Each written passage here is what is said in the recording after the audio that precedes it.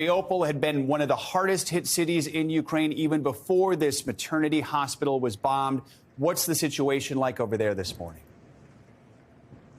Good morning, Joe. That's right. It was very hard hit from the beginning of this war, and it continues to be pounded. Yesterday, Russian forces destroyed a maternity ward and a children's ward at a hospital in Mariupol. As you mentioned earlier, there are 3 confirmed deaths, amongst them a child. 17 other people were also said to be injured in that attack, amongst them doctors, nurses, and tragically women waiting to give birth in that hospital. The World Health Organization says that 2 other hospitals east of Kiev had also been targeted, and they confirmed that 18 medical facilities since the beginning of this war have been targeted, and it's also raised a chorus of condemnation. President Zelensky, speaking yesterday in Russian, called it a war crime. He said in Russian that what kind of a country is Russia, that they're afraid of a hospital and a children's ward.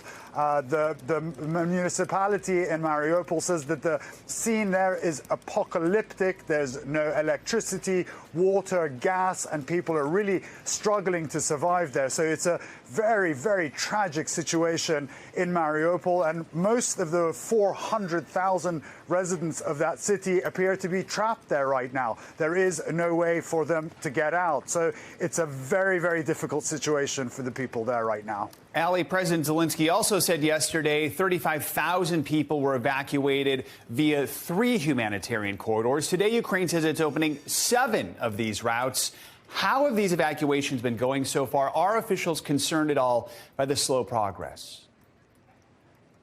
That's right. Well, actually, President Zelensky upped that number just a few minutes ago. He said about 60,000 people have now been evacuated from across the country. But as we spoke, around Mariupol, Kharkiv, Rumi, which have been hit very badly. These are the very, very intense war zones. People are trapped there, or they're unable to travel. So a lot of people have traveled from countries, areas closer to the west, and we saw, an exodus of people while we were crossing the Polish border into Ukraine. There was a long line of buses of people that had managed to get out of Ukraine into Poland, mostly women and children, many of them with their pets. And Joe, I have to say, those are the lucky ones. They have some of the means to get out. It's not cheap to evacuate from your home. You have to have some money in your pocket to pay for accommodation, food, look after your children and your pets. So the situation for the rest of the people in the East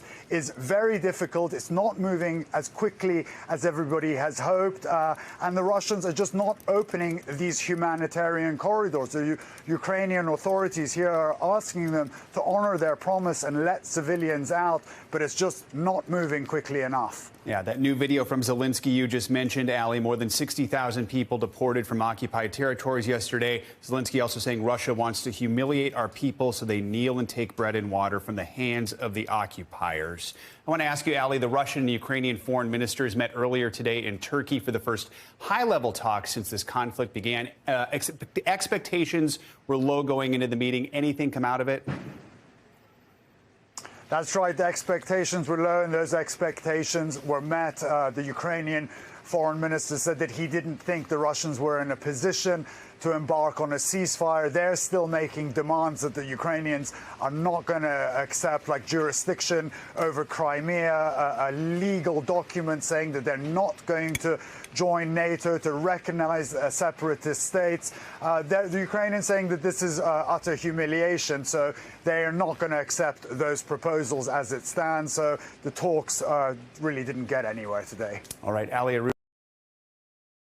Thanks for watching our YouTube channel. Follow today's top stories and breaking news by downloading the NBC News app.